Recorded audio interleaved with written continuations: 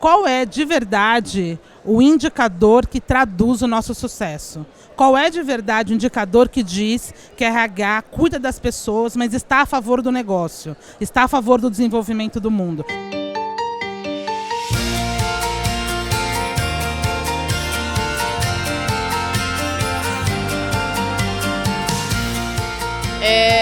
Obrigada, meninas, por estarem aqui com a gente. Olha só a quantidade de fãs que vocês já arrumaram. E obrigada a vocês por estarem presentes. Eu vou pedir para vocês falarem de onde vocês vieram, mas eu acho que mais importante é a gente falar para onde a gente vai. Eu já ouvi que eu já tirei o sono delas falando de dilemas do RH, então daqui para frente é ladeira abaixo, né? A minha primeira pergunta, junto com a apresentação de vocês, é exatamente essa. Qual é o dilema que ainda tira o nosso sono quando a gente fala de RH? E dentro disso, qual é o que vocês acham que vocês dormem melhor pensando no que vocês têm feito nos últimos anos? Lembrando do otimismo, né, que a gente falou mais cedo. Bom dia a todos. Meu nome é Alena, eu sou parceira da Movidaria e eu achei interessante porque aqui a gente tem uma complementariedade, né? A gente tem gente de RH de empresa e tem a minha humilde visão de consultora. Então acho que é interessante porque antes a gente já estava conversando sobre isso e como esse casamento acaba sendo bem interessante e produtivo, né? Com base na minha experiência, pelo menos para efeito de consultora, né, de alguém que vai lá, desenvolve o trabalho e entrega, eu percebo que os dilemas do RH, primeiro, eles são admiráveis. A gente estava conversando antes que a resiliência de quem trabalha no RH é absurda e eu acho legítimo, né, reconhecer isso. Eu percebo que os dilemas, na verdade, principalmente ultimamente, eles estão partindo desde o momento do recrutamento das pessoas, né? É curioso que essa semana eu estava num cliente e ele comentou de um jovem de 18 anos que durante a entrevista, ele mesmo disse, olha, eu adorei a sua empresa, mas ela não está ligada ao meu propósito de vida. Então, muito obrigada pela oportunidade, eu não vou continuar no processo seletivo. Falei, gente, com 18 anos, esse menino ele já tem clareza do que ele quer, qual é a razão dele, né, de buscar uma colocação no mercado e como ele tem autonomia e acho que até autoconfiança de dizer, olha, eu não quero essa oportunidade. Então eu acho que desde o momento da contratação, essa geração, né, esse aspecto multigeracional que a gente está vivendo hoje, eu acho que é um dos principais ou talvez um dos primeiros dilemas. E daí segue com vocês na frente de volta.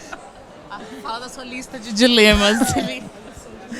Bem, eu sou a Eliana, eu atuo com RH já há muitos e muitos anos, não vou fazer conta, né? E há um ano eu estou atuando muito mais como especialista em educação corporativa. Então, eu tanto tenho a visão generalista, então já passei por outras áreas e hoje eu sou uma especialista. E dilema, acho que quem escolhe RH, escolhe atuar com pessoas. E as pessoas nos trazem dilemas todos os dias. Quando você constrói um processo muito bem feito, que é um dos questionamentos que eu mais me tenho feito hoje, que tem tirado meu sono, é se o que eu faço de verdade está a favor da pessoa. Quando eu falo que eu tenho que atender o negócio é uma parede ou o negócio são as pessoas? Né? Então, ao mesmo tempo que isso me tira o sono, quando eu falo de processos de tanto desde a atração como de treinamento, todos os milhares de formulários que a gente constrói para dar conta do processo, né, se eu realmente estou vendo as pessoas. E ao mesmo tempo é o que me acalma. Então, o que eu durmo em paz é que eu procuro atuar e levar a equipe a atuar de forma que as pessoas estejam em primeiro lugar. Que eu acho que é isso que é a grande esperança que o RH traz, né? Então, quando eu falo de dilema, aí falando talvez de uma forma um pouco mais concreta, que eu tentei pensar num ponto. O que tira meu dilema, já que nós estamos num congresso de treinamento e desenvolvimento? Falando aqui numa consultoria que tem essa excelência em ofertar conteúdos de treinamento, né? Por que a gente repete há anos, desde que eu comecei a carreira, lá em outra vida, né, há muitos anos atrás, existem alguns temas que a gente continua se debatendo. E todos eles estão relacionados a relacionamentos. Por exemplo, o treinamento de feedback. A gente continua fazendo treinamento até hoje, todos os anos, no dia D da avaliação de desempenho, a gente ainda está ensinando as pessoas e dando dicas e se autorrefletindo como dar um bom feedback, sendo que feedback, o que é? Você olhar para o outro, ter compaixão e contribuir para o desenvolvimento dele. né? Se todo mundo lembrasse desses elementos, talvez a gente pudesse dar um passo e usar o nosso orçamento, que é um outro dilema de RH, né? Convencer o CEO a nos dar dinheiro para treinamentos, usar para outras coisas que foquem mais no desenvolvimento e no engajamento das pessoas, né? Então, acho que esses são alguns assuntos que permearam a minha carreira e hoje eu estou bastante focada. Bom, bom dia para todos e todas. Eu sou Mariana Oliveira, trabalho na International Paper, trabalho no RH há aproximadamente 15 anos. Trabalhei como especialista, hoje eu sou generalista, atendo duas áreas completamente diferentes. Eu atendo uma área que é florestal, então eu tenho trabalhadores rurais no campo, e eu atendo a área, e também tenho pesquisadores, que são 5 no Brasil, né? Então é bastante desafiador, esse é um dilema. Trabalhar níveis completamente diferentes, e atendo também a área de compras, né? Então tenho especialistas, gerentes, enfim, são 800 pessoas no total. Eu vejo que um grande dilema que eu vivo diariamente é como equilibrar as necessidades organizacionais, as necessidades do negócio, de resultados, com a necessidade de atender as expectativas individuais das pessoas que trabalham na empresa. É um grande desafio, porque quando a gente fala em negócio, e a gente está vivendo um momento bastante difícil no país, alta competitividade entre os profissionais, um cenário que, se a gente não trabalhar com colaboração, a gente não vai conseguir atingir resultados, porque os problemas estão cada dia mais complexos. E aí eu falo de pessoas, de relacionamento, como as meninas trouxeram. Então, como é que eu faço um líder entender que ele precisa engajar o time, que o engajamento vai trazer o resultado que ele precisa, né? Porque às vezes acontece assim, não, peraí, só vou fazer isso daqui como profissional, depois eu utilizo a sua ferramenta. Não, peraí, essa ferramenta é para justamente você conseguir que o seu profissional esteja engajado para atingir o resultado. Então esse é um grande dilema, assim, e as pessoas estão, né, a questão do propósito, as pessoas estão cada vez mais com necessidades individuais. Então como é que a gente cria um outro dilema? Como é que, com o orçamento que a gente tem, com programas que são corporativos, eu consigo atender a necessidade do indivíduo, né? Então, como RH, a gente não consegue atender a necessidade do indivíduo. A gente precisa dos líderes engajados. Então, o maior desafio que eu vejo hoje é como engajar o líder para que ele seja líder no dia a dia. Perfeito. Uma das coisas que vocês acabaram trazendo, na verdade ontem a gente teve alguns painéis diferentes falando de liderança feminina, de diversidade, e uma das coisas que veio à tona e que acho que tem vindo à tona, o que é curioso porque o CBTD está com o tema de aprendizagem e eu acho sensacional que a gente esteja ligando isso com esse tema, é a questão das competências socioemocionais, as da Unesco, falar de empatia, falar de colaboração, que é o que eu escuto na fala de vocês. O que vocês gostariam de saber 10 anos atrás, quando vocês começaram, sobre essas competências socioemocionais, sobre as coisas que vocês deveriam focar? Estávamos falando sobre isso, né? Olha, eu gostaria de saber, um tempo atrás, antes de trabalhar no RH, que a gente precisa convencer diariamente sobre o que é óbvio, né? Então a gente precisa falar assim pro líder ou para os profissionais. Gente, olha para a pessoa do lado, olha nos olhos, fala bom dia, pergunta se está tudo bem, né? Pergunta se a pessoa está bem, se aconteceu alguma coisa. É muito engraçado, porque a gente está, é meio clichê o que eu vou falar, mas a gente está com muitas tecnologias de comunicação e a comunicação está péssima, está cada dia pior. Porque a gente não tem, não dá tempo de conversar, não dá tempo de conversar. Gente, peraí, são as pessoas que entregam os resultados. Se eu não tenho tempo para conversar com a pessoa, que tipo de resultado eu quero entregar, né? Então, e é tempo para alinhar a meta, é tempo para entender o que está acontecendo na vida como um todo da pessoa. Então, qual que é o propósito da pessoa, por que a pessoa está ali, que sonho ela tem, como que a empresa, como que aquele desafio que ela está recebendo contribui para a sua missão de vida, para o seu propósito de vida, né? Então, e convencer a liderança sobre isso é um trabalho diário, assim, e eu gostaria de ter saber disso antes de começar a trabalhar no RH, porque daí eu teria algumas técnicas, né? Mais técnicas para ajudar, não um dilema aparece na minha frente na hora a gente... Eu ia fazer essa pergunta, se você ainda assim teria começado nesta área. Assim, é encantador. É muito desafiador, mas é muito gostoso, assim, você vê a evolução das pessoas. Acho que a gente está... hoje a gente fala muito de saúde psicológica, saúde mental, então é muito gostoso você trabalhar numa área que contribui para isso. É uma das poucas áreas que a gente pensa no futuro que não tem como deixar de existir, né? O cuidado com o ser humano. Mesmo que a gente tenha aí toda a robótica chegando, O ser humano é o ativo principal da organização, né? Então, como é que a gente... A robótica vem do ser humano, então como é que a gente capacita, como é que a gente cria um ambiente seguro para que ele desenvolva o melhor de tecnologia e outras coisas. É curioso que ontem o Miguel Falabella ele fez uma apresentação ontem à tarde e ele meio que exemplificou o que ele entende como sendo a fórmula do sucesso. E uma das questões que ele traz e que para mim fez muito sentido e que eu gostaria de saber há 10 anos atrás é a importância do que ele chamou de sentimento de dono e que a gente chama, né, de senso de pertencimento, a questão do próprio engajamento. Eu gostaria de saber há 10 anos atrás, quando eu acabei me inserindo nesse segmento de treinamento e desenvolvimento, sobre o desafio que é a gente gerar, né, esse sentimento de dono em relação aos participantes de um treinamento ou de uma solução de desenvolvimento, como a gente se desdobra como RH para encontrar alternativas de fazer com que as pessoas estejam presentes, elas estejam inteiras nesse momento e que a gente consiga perpetuar aquele tipo de experiência e de conhecimento para o dia a dia dessas pessoas e para que eles entendam que a experiência por si só de um dia de treinamento ela não é suficiente e como isso é desafiador, né? Então, assim, se eu soubesse há 10 anos atrás, talvez eu tivesse um pouquinho mais esperta para hoje falar, puxa vida, a gente faz tantas iniciativas, né? A gente pensa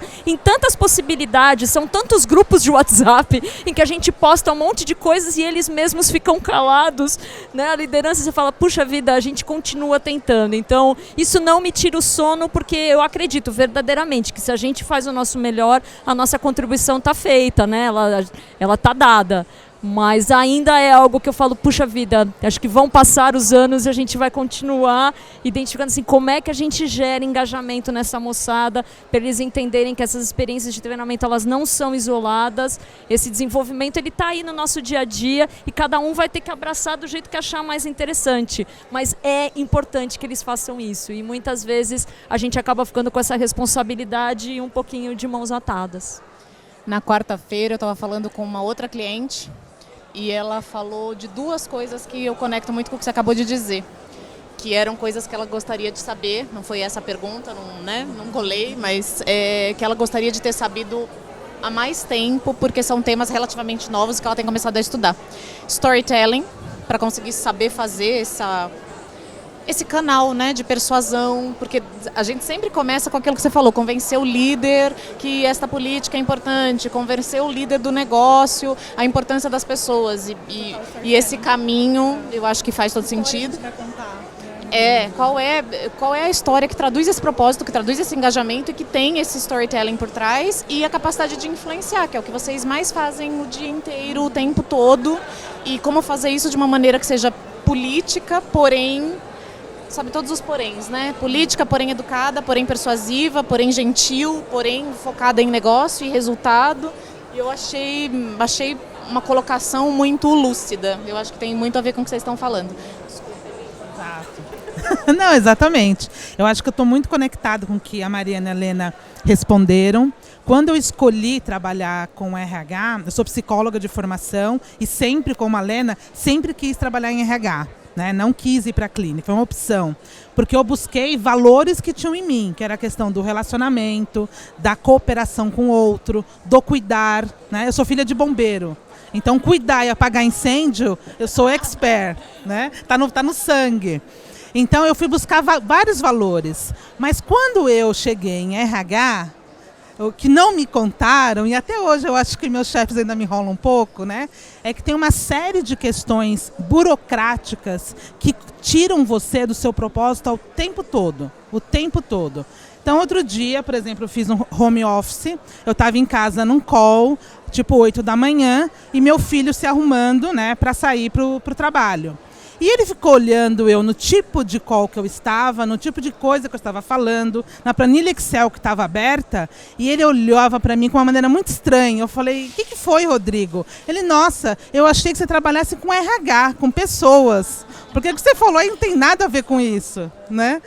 Então eu falei, pois é, Rodrigo, para conseguir ajudar as pessoas, a gente tem que passar por esse caminho que ninguém me contou. Né? Mas o que eu aprendi com isso, na dor, né? Se a gente quer de verdade ajudar as pessoas para que ela tenha a questão do conectar o individual com o que o negócio quer, né? A gente tem que pagar um pedágio, que às vezes é muito oneroso para o nosso equilíbrio emocional, que é lidar com questões que te tiram desse foco, né? Questões administrativas, financeiras, as relações que nem o convencimento que você tem que fazer, que não seria necessário, é desnecessário, né? Que é o óbvio que a Mariana falou.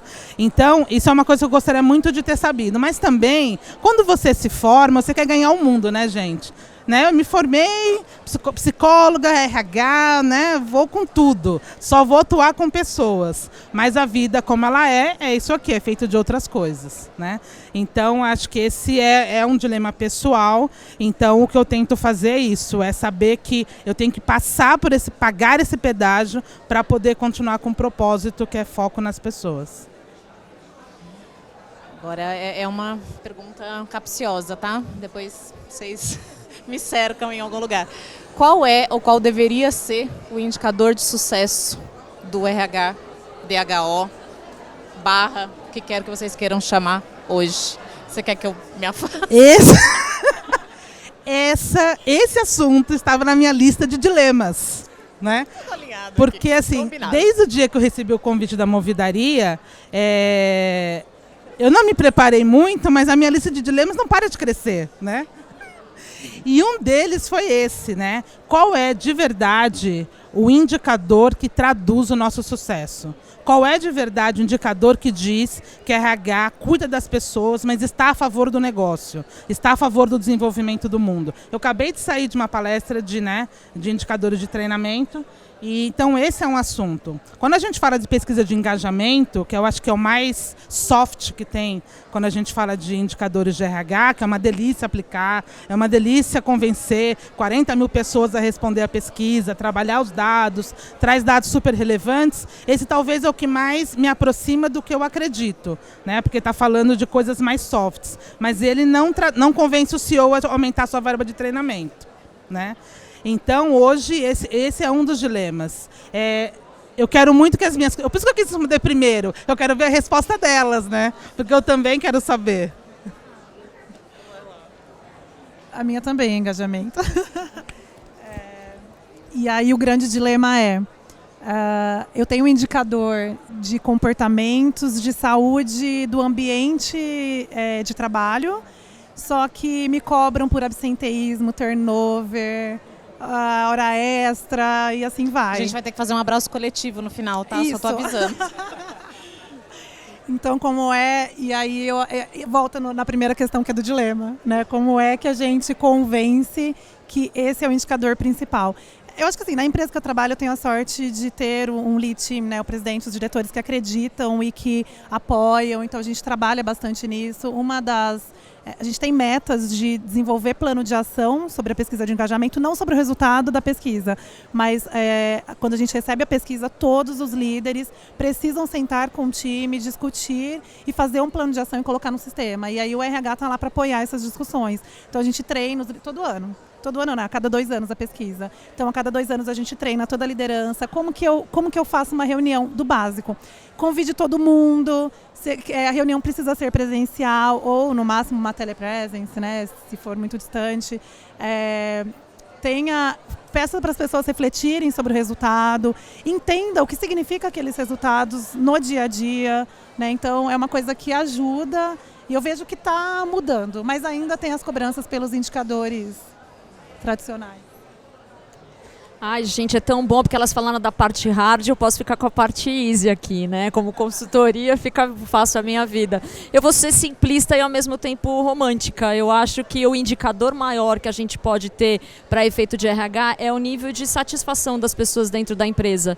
Eu acho que a gente está num momento crítico de retenção de colaboradores. Eu acho que seria lindo, e talvez por isso que eu tenha trazido o romântico, a gente perceber que as pessoas elas trabalham nas organizações em que a gente trabalha por uma escolha verdadeira, porque gostam daquele ambiente, que eu acho que é muito essa onda Brené Brown, né, de humanização do trabalho. Eu acho que é vital que a gente traga essa importância, né, da humanização, de respeitar as pessoas, de não querer enquadrá-las em caixinhas e que a gente possa, de fato, garantir mesmo que as pessoas trabalhem muito mais, porque todo mundo tem salário para pagar no final do mês, inclusive eu, mas que fala, puxa vida, o trabalho ele não está sendo um fardo, né? O tal do antigo tripalho lá do Cortella, mas está sendo uma decisão consciente e que me faça gostar de trabalhar todo dia. Eu acho que é um pouco utópica, sem dúvida, mas eu acho que a gente também está num crescente para reconsiderar isso, né? Talvez a gente tenha entrado um pouquinho, né, num abismo de pensar muito em resultado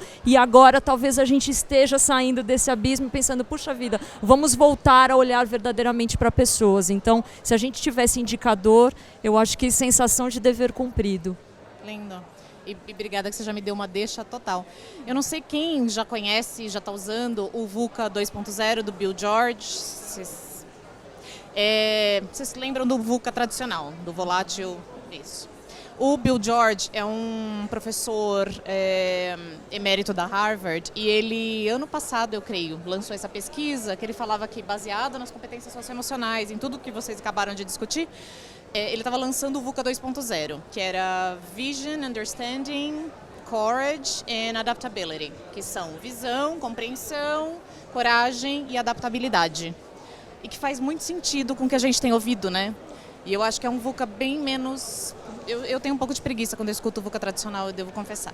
Então eu acho que ele faz muito mais sentido com os dilemas que vocês acabaram de compartilhar. Pensando neles, e eu prometi que eu ia terminar com um tom otimista para a gente não sair deprimido, qual é desses, da visão, da compreensão, da coragem, da adaptabilidade, o que vocês acham que é o que está mais próximo do que a gente está trabalhando em prol dentro de gestão de pessoas? Foi um prazer, coragem. Sororidade é tudo nessa vida. Eu acho que é coragem, gente. A gente estava há pouco conversando, né, sobre iniciativas que muitas vezes a gente não divide com os nossos clientes internos e que a nossa vida seria tão mais fácil se a gente tivesse coragem de chegar lá e falar, olha, a questão é essa, olha, é importante que você participe dessa solução porque você é uma pessoa que a gente deseja que se desenvolva verdadeiramente. Ia ser tão bom que a gente pudesse ter coragem de dividir essas coisas, de fato, com cuidado, com diplomacia, com todos os aspectos respeitosos. Mas eu acho que o RH precisa e deve ser mais corajoso. Pronto, simples assim. Lá na International Paper a gente tem trabalhado com um programa de diversidade e inclusão e um dos pontos que a gente traz, a nossa marca do programa é respeito gera respeito. E o que a gente traz como pano de fundo as pessoas precisam se sentir confortáveis para ser quem elas são.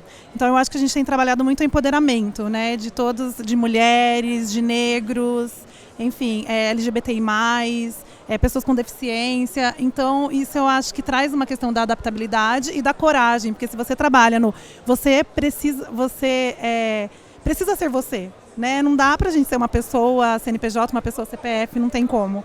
Então, porque a produtividade aumenta, porque eu fico mais feliz, o meu engajamento aumenta, eu trabalho no meu propósito, enfim, por N motivos. Então, eu acredito muito no programa de diversidade e inclusão, acredito muito nas pessoas serem quem elas são de verdade e acredito que esse empoderamento traz a coragem, porque nós somos muito adaptáveis. O ser humano, assim, é impressionante a capacidade de se adaptar ao novo. Então, eu acho que a gente tem, eu sinto que a gente tem trabalhado nesse caminho e me deixa bastante feliz. Quando você me pegou de surpresa com essa pergunta ótima, né? Eu falei, nossa, o que eu deveria responder é adaptabilidade, bem rápido. Por isso que eu passei para a Lena. Mas eu também acredito na coragem. A gente vive num mundo que ele é tão incerto, falando do VUCA, ainda do VUCA.1, que se a gente não tiver coragem, a gente não sai de casa hoje, né? Para trabalhar, para se relacionar, para enfrentar o trânsito, para enfrentar o diferente, né? Hoje, tudo que a gente acreditava de diferente há um ano atrás, com todos os programas que, graças a Deus, existem nas empresas e na mídia, hoje o diferente, a gente nem sabe ainda se a gente conseguiu conhecer todo o diferente. Então, a coragem, sem dúvida, é uma competência humana, né? Da gente poder viver nesse mundo atual. E porque eu também acredito que a gente é adaptável, né? Tudo que a gente já viveu na vida, né? Eu, como sou recém-formada, A primeira empresa que eu trabalhei, gente, tinha Telex, né? E hoje eu nem sei qual a próxima tecnologia que eu vou usar para me comunicar. Então, quando eu vejo alguém falando que sabe tudo de tecnologia, eu falei, gente, eu tive que aprender a mexer no mouse, porque eu não tinha coordenação motora fina, né? Então, Fax, que eu acho mágico até hoje. Até hoje eu não é sei como mágico? funciona. Exatamente. Então, eu acredito muito que o ser humano ele é adaptável. A gente, às vezes, esquece.